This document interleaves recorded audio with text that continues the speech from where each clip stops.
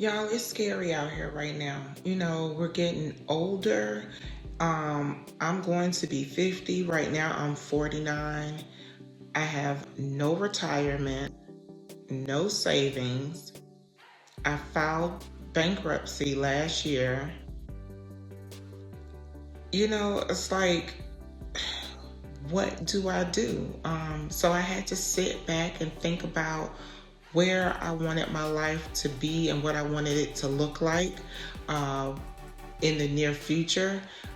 We're almost close to the end of 2026. And I'm getting kind of worried and scared and frantic. Like, what will we have? Social Security? Will I be able to draw any Social Security? I'm self-employed. I don't have a lick of savings. So y'all, I've been self-employed for at least 20 years. Going in October, I think I want to say 22 years. I opened up my business in 2005. So yeah, 21, 22 years. So in the beginning, I saved. In the beginning, I had the money. A couple of years ago, I still had the money. It's just that, life happens and you do what you want to do with your money and you spend it how you see fit. And then when things go awry, you're like, I spent too much money. So now I'm trying to recoup and rebuild, and this is my rebuilding stage.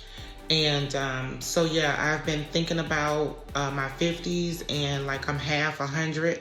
So what I need to do. So you guys, instead of focusing what I didn't do, because it's neither here nor there, I had the money, I spent it, it's gone.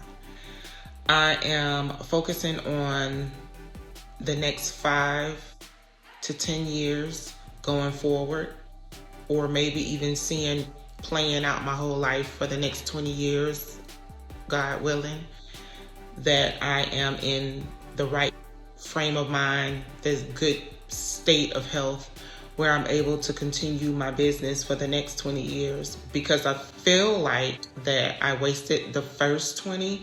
So, well, not wasted, because I put the money towards good use. Majority, 60% I put towards good use, but the other part I played with. But we're gonna fix it. So you guys, by fixing it, this is what I'm going to do going forward. Share with you my breakdown on how I'm going to navigate through this, how I'm going to get over this hurdle and fix what I broke. Being a good steward over your money, having good stewardship over your money, plays a big key factor in how you are going to build your wealth, or build your financial freedom, or build and save for your retirement going forward. So sit back and I'm going to show you what I'm doing for the next 10 to 20 years, or maybe just 10 years, so that I can retire early. With that being said, welcome back to the channel. And for those that are new, welcome in. Pull up a chair, pull up a seat, get your pen, and take a few notes. This is what I'm going to do to change the trajectory of what I am going to focus on going forward, how I'm going to save, what I'm going to invest in, and how I can potentially retire within the next 5 to 10 years versus working a whole nother 20 years and retiring at 70. I don't want to work that long, but way back when, I thought I was going to be able to retire at 55, and I'm going to be 50. So I don't see 55 being the age, maybe a good 60. You guys, you have to understand that nothing beats a failure than a try.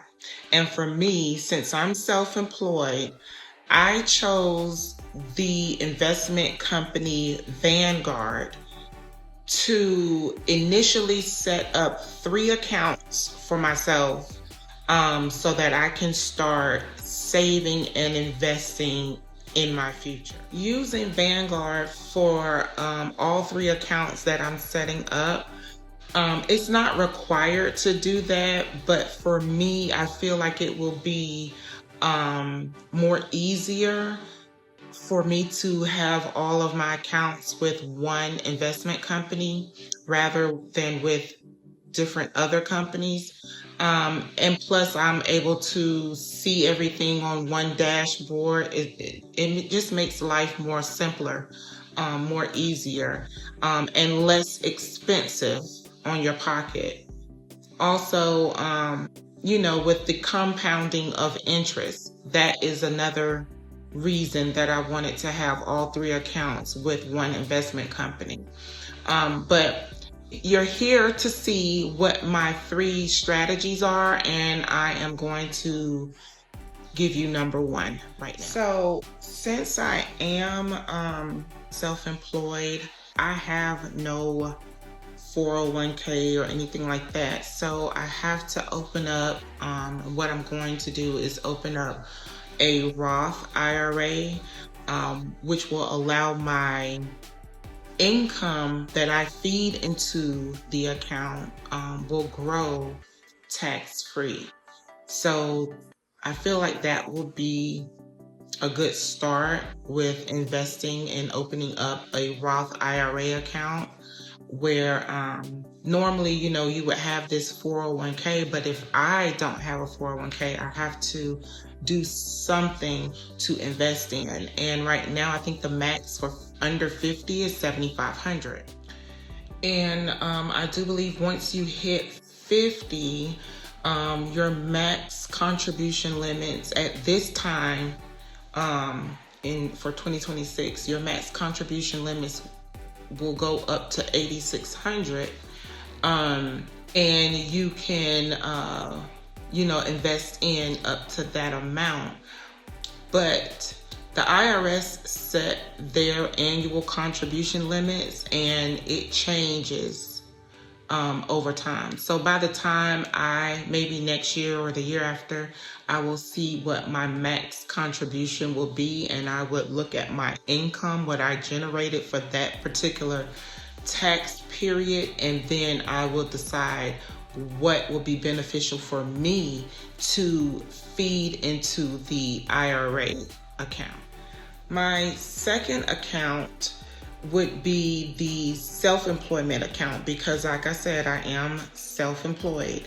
I do not have a 401k. So the second account that I would be looking into would be the SEP IRA account, and it is a simplified employee pension IRA account, and it's for self-employed people, business owners, small business owners, freelancers, gig workers, contractors, independent contractors, whatever you call yourself. It is for self-employed people like myself, and it will help you. It's easier to open, and you're able to feed in a much larger amount than a 401k.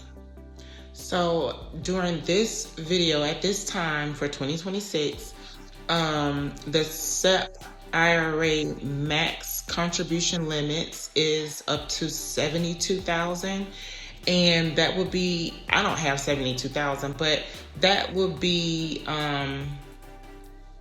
a benefit for me, because during the season when I'm working, I'm able to look at my income.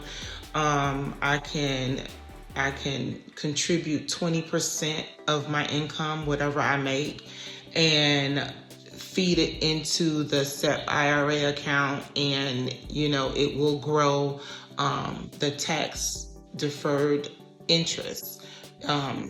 And it reduces your tax liability. I hope I'm saying that correctly, but if I'm not, you can drop it in the comments, because I'm trying to remember everything. So that is a reason why I'm choosing the SEP IRA account, and hopefully it will work out for me as the years roll by, because I am really trying to get into retirement within the next 5 to 10 years, if I'm able to. So SEP IRA is a good account for self-employed people. It acts as a 401k as well, and you're able to contribute a much higher amount versus the 401k, allowing you to contribute way less to build up for retirement. Last account will be the brokerage account.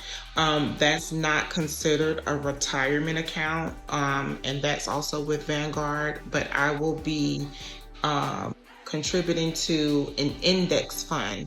It's called the Vanguard Total Stock Market Index Fund, VTI. So I've been looking into that, where I can feed more into that account, if I have the funds to do so. There's no limit on that account. There's no cap, no max. So you can contribute as much as you want into that account to set up and save for your retirement. So why did I choose a brokerage account when it's not a retirement account? Reason being is that I want my money to work for me even beyond retirement. Just in case that I want to leave my children, my family, something, I'll have money in a brokerage account that is just building wealth beyond the retirement age, when I'm no longer able to get up and go work or punch a clock, work a 9 to 5, or open up my tax office and go in with these people having the same problems year after year, season after season. I will have this money just growing, and because there's no cap, just want to max out my accounts, max out the retirement account. You guys, I know I was a millionaire. I know I was. But if God can allow me and bless me to see that money again, I will have so much more knowledge and more stewardship over that income that comes in, that I generate, that I know I will do better than I did before. But these accounts I'm going to start setting up. I'm looking into them now, and I'm going to set them up before the end of this year. And I'll probably do a video and come back and let you see that the accounts are set up. It might not be anything in it that much, but at least I know that I have started building my wealth. So to recap, I am going to open up an IRA account. I'm going to open up a SEP IRA account. And third, I'm going to open up a brokerage account. I'm going to try to max out my IRA. I am going to try to contribute more into the SEP IRA based on my income, what I generate on a seasonal basis. Because remember, I only work seasonally 9 months out of the year. And third, I'm going to open up the brokerage account so that I can invest in low-cost index funds. So a simpler way to end this video, and I hope that I was able to help someone out there and give them some information, because I've been sitting over here trying to figure things out myself, and what I'm going to have for retirement. But a simpler way to know the 3 accounts is that the 401k, the IRA, is you pay taxes now and then you enjoy your tax-free money later. Okay, that's number 1 for the Roth IRA. The second account, the SEP IRA, is that you are saving more because you own a business. You're able to save more because you own a business. And the brokerage account is that you're building wealth and there's no contribution cap. I'm not trying to become a millionaire overnight. I wish I could, but being practical and knowing what to do and how to set things up will help you in the long run. So with that said, you guys, I thank you for tuning in. I thank you for sticking with me throughout the video. I know this was a long one, but we are really seriously sitting down and talking about something serious, especially if you are 50 and beyond, especially if you do not have any type of savings or retirement. This was something that was weighing on me, and I just thought that maybe it would be good to share with you what I'm doing going forward on trying to build up and save up for my retirement in the future. The best time to start should have been yesterday, but there's no time than the present to start today to get a grip on what you're doing with your life and how your retirement is going to be, what it's going to look like, because I know you don't want to be working at 70 and 80 years old. So y'all, I hope y'all enjoyed the video. Those are the 3 accounts I'm going to open. Am I going to go back and be a W-2 employee? Child, who knows? I worked for Walmart for a little while and that didn't last. So I don't mind punching a clock for someone, and I don't mind stepping down and being an employee, but I'm so used to owning my own thing and running my own show and getting up and doing what I want to do when I want to do it, that being an employee versus being self-employed, that's neither here nor there. I don't think that I would do that. I just need to work harder and be more smarter with my money, be more smart and invest into myself and into my retirement versus splurging on people who really don't care about whether you spend it or not. So I hope y'all like the video, and I'll see you in another one. Bye.